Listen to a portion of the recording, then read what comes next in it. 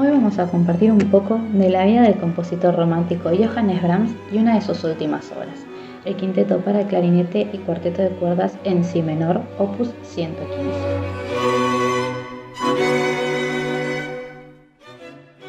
A Johannes Brahms se lo describe como el compositor menos romántico de los románticos, el más clásico cuando los clásicos ya no estaban y el más moderno cuando los modernos todavía no habían llegado. Nacido el 7 de mayo de 1833 en Hamburgo, un compositor, pianista y director de orquesta alemán del romanticismo, considerado el más clásico de los compositores de dicho periodo. Brahms pasó gran parte de su vida profesional en Viena. Fue hijo de un contrabajista, quien le dio sus primeras clases de música, y pronto se reveló como un pianista aventajado. Por ejemplo, a los 7 años comenzó a estudiar piano con el profesor Otto Friedrich Willibald Gossel, y con tan solo 10 años hizo su debut como intérprete en un concierto privado donde tocó el quinteto para piano y viento opus 16 de Beethoven, un cuarteto de piano de Mozart y un estudio de Henry Herz como solista. Ya para el año 1845 había escrito una sonata para piano en sol menor. Sin embargo, sus padres no lo acompañaron mucho en su camino como compositor, ya que creían que iba a tener un mejor camino como intérprete. Su instrumento era el piano, pero también aprendió a tocar el violín y lo básico para tocar el violonchelo. Estudió en la Universidad de Música y Arte Dramático de Viena y obtuvo un doctorado en música. Le era fiel al clasicismo romántico y conservador, siendo influenciado por Mozart, Haydn, Beethoven, Schubert y Schumann. Brahms se hizo amigo de muchos músicos conocidos de la época, por ejemplo, Joseph Joachim, a quien conoció durante una gira de conciertos en el año 1853, y Joachim le presentó a Robert Schumann. La relación entre Schumann y Brahms duró hasta la muerte de Schumann. Sin embargo, la relación más destacable es la que Brahms tuvo con Clara Schumann, la esposa de Robert Schumann, quien era una pianista reconocida de la época y compositora, con la que estableció una larga y profunda amistad. Pero con Clara poco a poco fue forjando una profunda relación intelectual y artística con tintes amorosos. Brahms solía presentarle a Clara sus obras antes de estrenarlas. Muchas veces ella fue la dedicatoria de las mismas y la encargada de estrenar alguna de estas obras, y también tocaron juntos en varias ocasiones. En el año 1856 muere Robert Schumann y la relación entre Johannes y Clara se vuelve más interesante, aunque es difícil de conocer de todo la relación de esta pareja, porque ambos decidieron en destruir las cartas que durante muchos años se habían estado enviando. Solo se conservan algunas cartas que llegó a guardar Clara. Clara Schumann muere en el año 1896 y esto causó un gran dolor a nuestro compositor. Un año después, el 3 de abril de 1897, Brahms muere en Viena a los 64 años a causa de un cáncer de hígado y de páncreas. Para ir finalizando esta parte, coronaremos el amor y la admiración que Brahms y Clara Schumann se tenían el uno con el otro con 2 fragmentos que le escribió Johannes. Mi muy querida Clara, desearía poder escribirte tan tiernamente como te amo y decirte todas las cosas buenas que te deseo.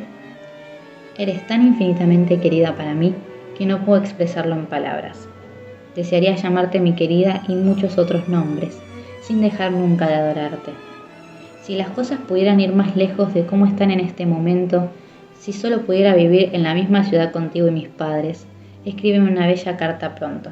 Tus cartas son como besos. Otra frase que le escribió es: no puedo hacer otra cosa que pensar en ti. ¿Qué me has hecho? ¿No puedes deshacer el hechizo que me has lanzado? Brahms miró hacia atrás y hacia adelante y su producción fue a menudo audaz en su exploración de armonía y ritmo. Como resultado, influyó en los compositores de las tendencias conservadoras y modernistas. Con esta frase que dijimos recién nos da el hincapié para hablar sobre el estilo y las influencias de Brahms.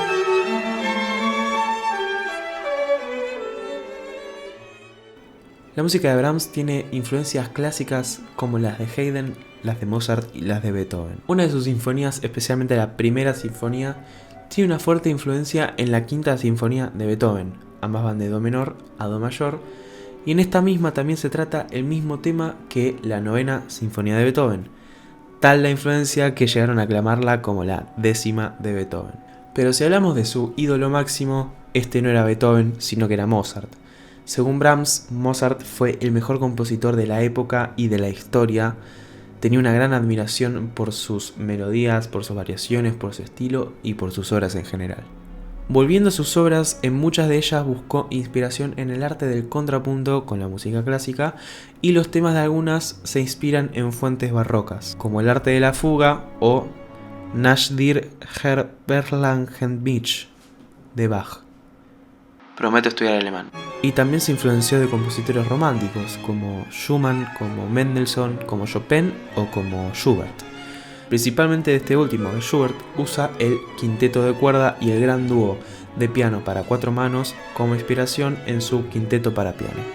Brahms durante toda su vida mantuvo un estilo clásico romántico. Durante su primera época predominaban aspectos expresivos románticos, pero al pasar los años y su madurez incrementando, estos se volvieron más clásicos cerrados, llegando a considerarlo académico y conservador, y esto no daba una buena imagen de su música.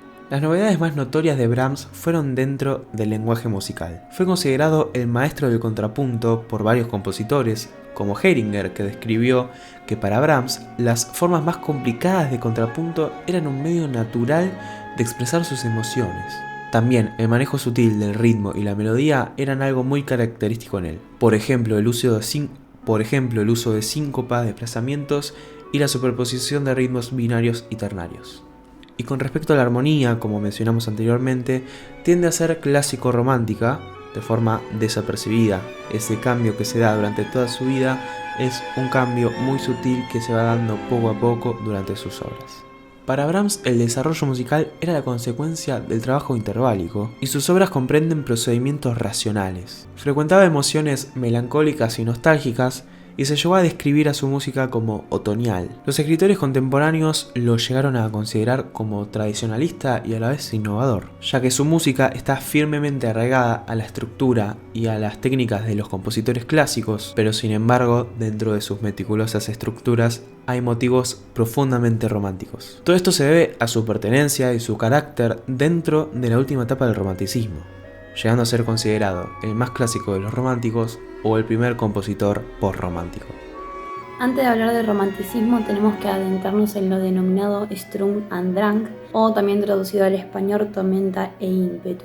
Empiezo. Este trata de un movimiento literario juvenil surgido entre 1770 y 1785 aproximadamente, como una reacción en contra a la Ilustración de la época, y también se piensa que es la primera manifestación del romanticismo alemán. Se dice que este manifiesto del Sturm und Drang empezó en una parte de Estamburgo y fue gracias a la colección de El torno al carácter y al arte de los alemanes, que son ensayos de Herder y de Goethe, no sé cómo se pronuncia en alemán, Goethe, pero mejor dicho. Contraponiendo la poesía y también poniendo en un primer plano conceptos que antes no se usaban, como por ejemplo genio, naturaleza, corazón, que son las primeras manifestaciones del romanticismo, el movimiento filosófico y cultural desarrollado en Europa a fines del siglo XVIII. Por lo tanto, en este momento se empieza a hablar de una nueva ideología romántica a fines del siglo XVIII, en donde se trata de manifestar la libre expresión de los artistas como un movimiento de rebeldía ante las reglas del arte y de la literatura, donde las personas que, por ejemplo, hacen música no tienen que responder a un encargo sobre esto, sino que empiezan a tener libertades de creatividad, de sentimientos encontrados, de poder expresar lo que uno siente a través de la música, a través del arte, entre otras actividades, y le dan la importancia necesaria a lo que es el sentimiento, a lo que es la emoción de cosas, personas, situaciones, y tratan de enmarcarla y plasmarla en sus actividades recurrentes. Además, se enfocó en la exaltación de los sentimientos y de la subjetividad que, en consecuencia, lo ya dicho anteriormente, dio la liberación de los artistas. Dentro de este movimiento se produjo una rebeldía ante las reglas que se habían impuesto en el arte y la literatura, donde se opusieron a la rigidez del clasicismo, que es un movimiento anterior al romanticismo, liberando al arte de las reglas, lo que favoreció la expresión de estas creatividades artísticas. Lo más importante frente a esta etapa fue la originalidad, que se vuelve un criterio de valoración artística. Lo que queda atrás la idea de que el arte debe responder a una tradición, a algo que se tiene que continuar o a algún material que tiene que ser totalmente perfecto y tiene que mantener cierto tipo de estándares que sí se mantenían durante el clasicismo. Como elemento a destacar también durante el periodo del romanticismo se desarrollaron tecnologías para instrumentos de viento tales como el piano que pudo favorecer por ejemplo, los violines y las cuerdas llegan a un punto más alto en el siglo XVIII. Los más graves, los violonchelos o contrabajo, tardaron un poco más. Los vientos durante el siglo XIX, los instrumentos van renovándose y también creándose otros, como por ejemplo el piano. El piano experimenta mejores técnicas y la orquesta creció en tamaño, bueno, gracias a lo antes dicho, ¿no? Al avance tecnológico de estos instrumentos de viento, que gracias a la selección de metales que adquiere el instrumento con la importancia del peso y la sonoridad y el sonido de la introducción de instrumentos nuevos y mejorados. Por ejemplo, va un dato de color, pero es muy flashero y está bueno comentarlo. Las mejoras técnicas de fabricación que dotaron al piano en esa época, ¿no? Se le puso como un marco de hierro colado y unas cuerdas más gruesas que le dieron un tono más profundo y brillante. No es lo mismo una obra de Chopin o de Liszt que no suena igual a una de Mozart, no solo por el periodo del romanticismo, sino por la demanda de diferentes clases de expresión, sino también por los compositores que escribían en pianos capaces de efectos sonoros antes imposibles. Y eso es re flashero. Dato de color. Me retiro.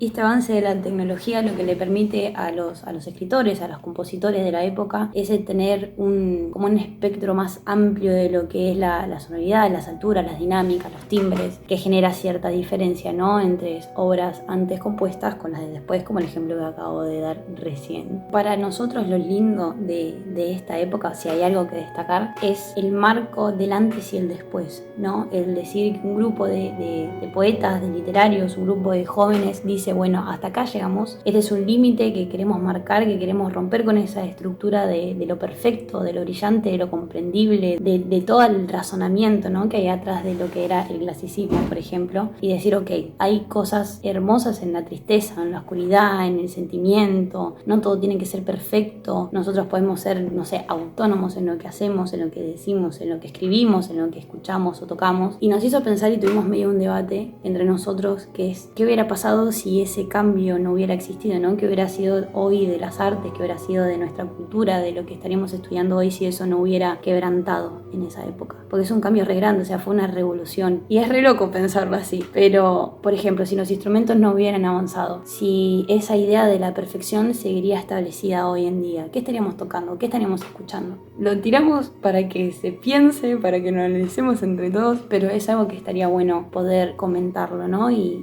decirlo y también admirarlo, esta revolución de los jóvenes. Paz. Ahora nos adentraremos en el análisis del quinteto y su primer movimiento.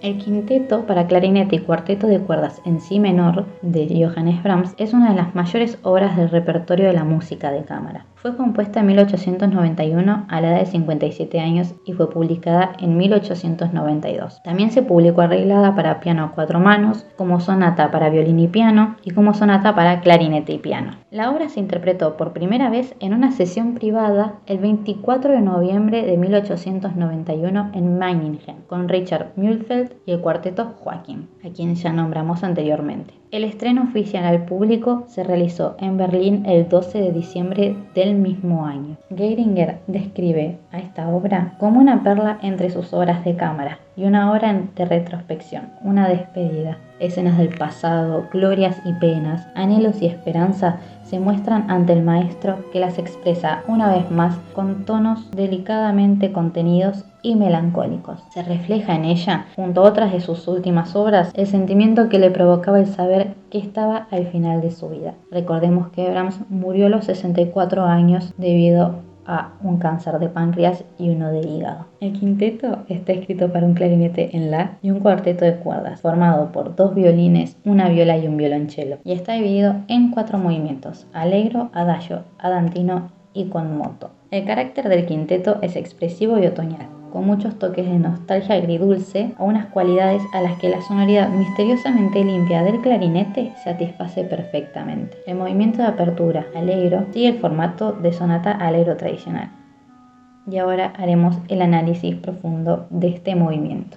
Bueno, ahora hablaremos del primer movimiento allegro. El quinteto comienza con un motivo repetitivo en los primeros compases, evitando cualquier sentimiento de tonalidad definida. El primer movimiento entonces está en si menor, en una forma sonata, que consta de una introducción que va del compás 1 hasta el 13, en la que expone primero una sucesión repetida de negras con puntillo y semicorcheas, que actúan como práctico leitmotiv, que aparecerán en otras oportunidades y cerrarán la obra. ¿Qué es el leitmotiv? Es una melodía o una idea fundamental de una composición musical, que se irá repitiendo y desarrollando de distintas formas a lo largo de toda la composición. Luego, en los compases 3 y 4 están en si menor, pero al entrar el instrumento solista, el clarinete, en el compás 5 se volverá a insinuar re mayor. Entonces hará una oscilación entre si menor y re mayor. Después de un arpegio de re mayor ascendente, el clarinete indica el motivo repetitivo, ahora con la primera nota alargada.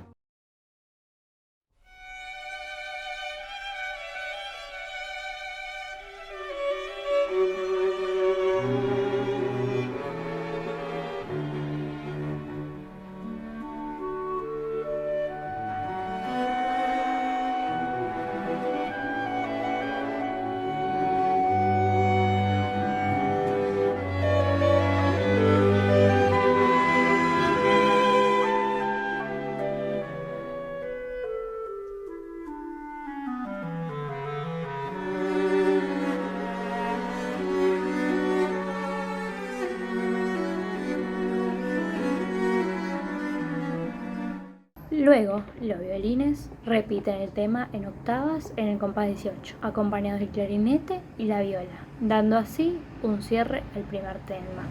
Los últimos compases de esta sección son muy interesantes desde el punto de vista rítmico, ya que ilustran la facilidad de Brahms para manejar los ritmos cruzados. Entonces, en estos dos últimos compases, cada uno de los instrumentos toca una fibra rítmica diferente, lo que da entonces la sensación de movimiento en cada tiempo del compás. Luego, hay una sección de puente que conduce al segundo tema. En el segundo tema comienza el compás de 37 y es un diálogo entre el clarinete y el violín.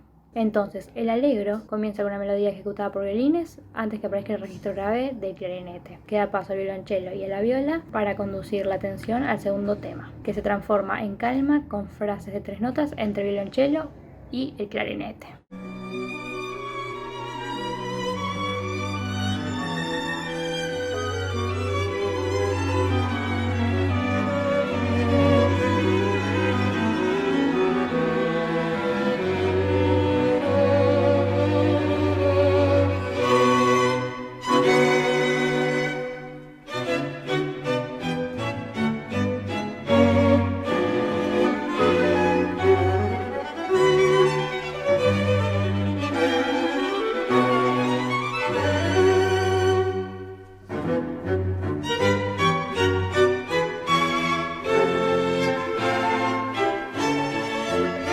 Entonces, para retomar lo que veníamos diciendo, el inicio de la obra comienza con una melodía en terceras y sextas ejecutadas por los violines y mantiene el cinturón entre las tonalidades de re mayor y si menor. Los violines, la viola y el violonchelo están escritos en la tonalidad de si menor con sus respectivas claves, mientras que el clarinete en la está escrita en la tonalidad de re menor.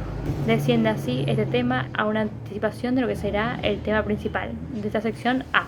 Tras ese comienzo melódicamente arrebatador pero tranquilo y transparente, entra enseguida el clarinete con una frase ascendente y, en el compás 14, aparece el primero de los 3 temas que intervienen en la exposición, que es enunciado por el cello. Luego de una improvisación en re mayor sobre el tema inicial, el registro grave del clarinete prepara la entrada del tema propiamente primero en el cello y luego en la viola. Luego, un staccato en el compás 25 rompe con una leve enajenación, comenzando una transición al tema 2, sección A. El tema 2 comienza con el clarinete y en el compás 37.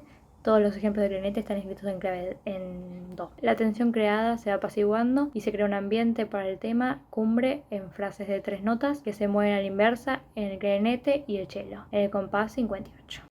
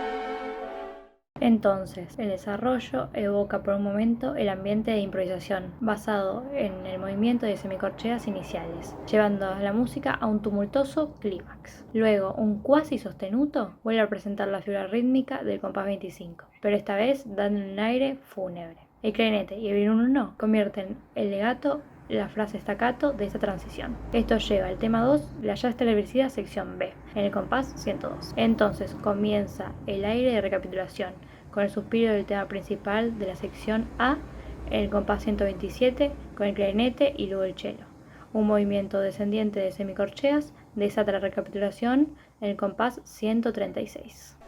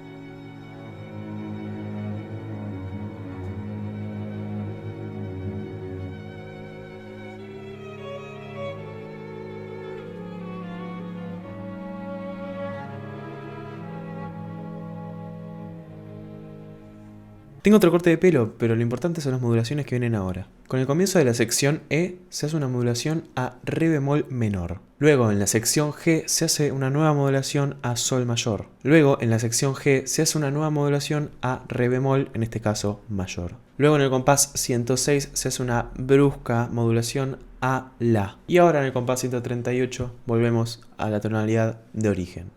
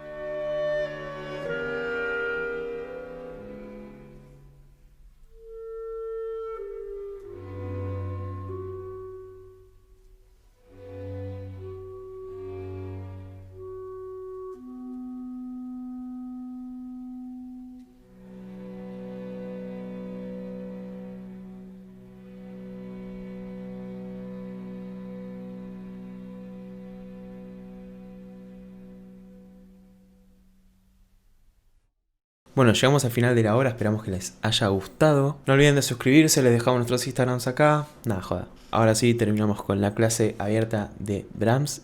Esperamos que les haya gustado y nos vemos en clase. Un saludo.